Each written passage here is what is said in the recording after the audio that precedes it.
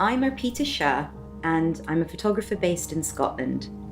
I work between photography and film, and my work explores the intersections of culture, identity, and heritage. As an India-born artist, I spent an earlier part of my life living between India, Ireland, and the Middle East before settling in the UK, and so this migratory experience is often reflected in my practice, which centres on exploring the notion of home, belonging, and shifting cultural identities. I studied photography at Napier University in Edinburgh, and as part of my photographic practice, I often collaborate with communities and individuals and make work that explores the complex narratives around identity for individuals who, like myself, feel culturally displaced between lands.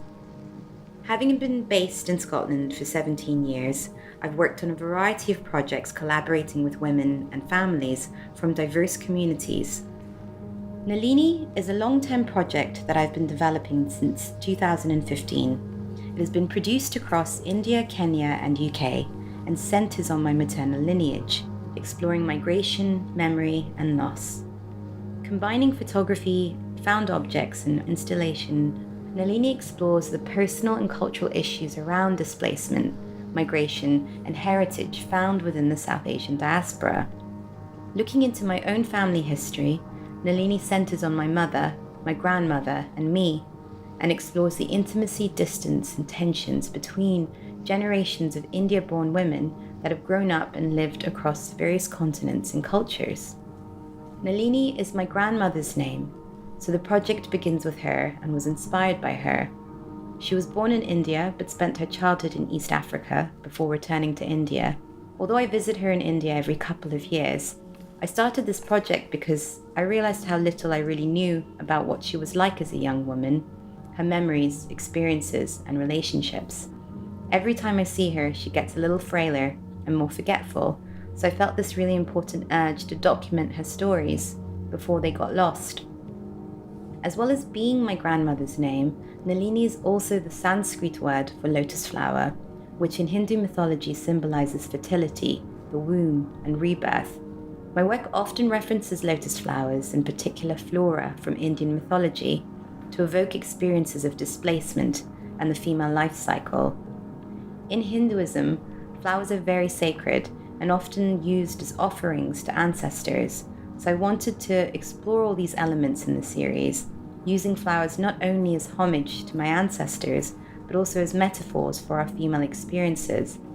Nalini has been a personal journey of discovery for me, one that has let me connect with my maternal lineage through photography. The series and exhibition comprises of photographs of my mother's and grandmother's bodies, as well as photographs of objects and landscapes that hold special significance for the women in my family. Some of the objects are presented in physical form, such as an old Taj Mahal sweets tin, opal stones from East Africa, and crumbling studio family portraits from the 20s and 60s from India and Kenya.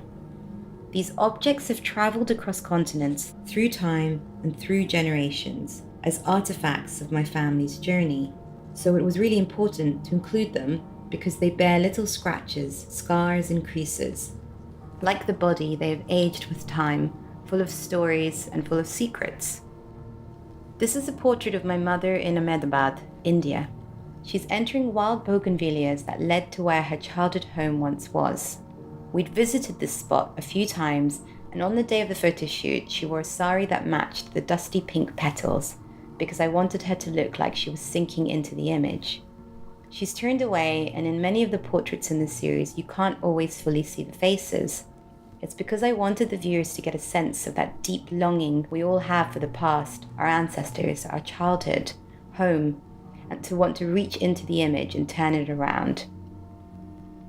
As part of this project, I started rummaging through family members' attics in India and UK. This is one of the first images that I found.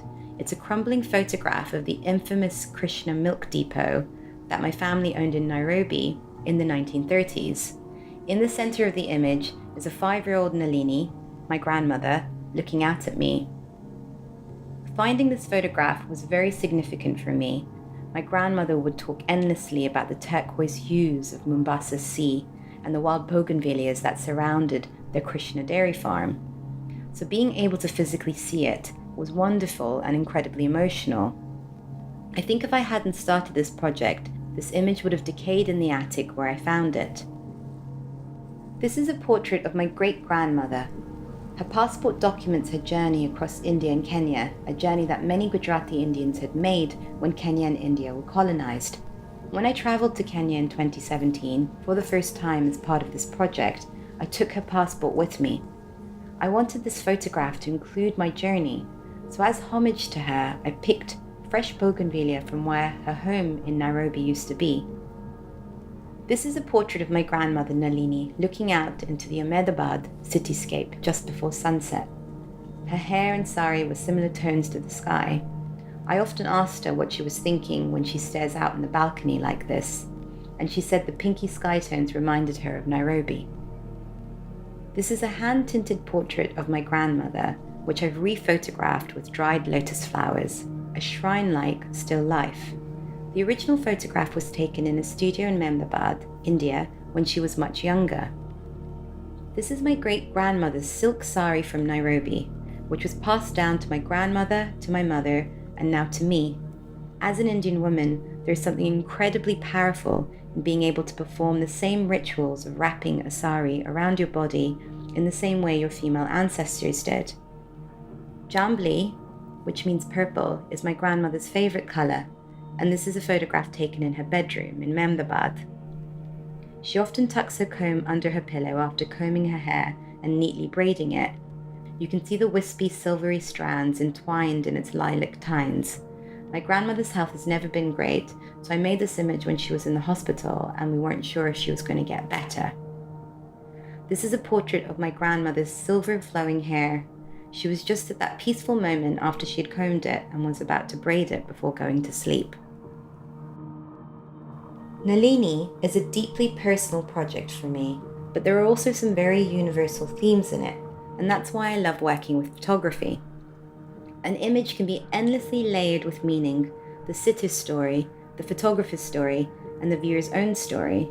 Some images can be so deeply personal and autobiographical, yet at the same time be incredibly universal.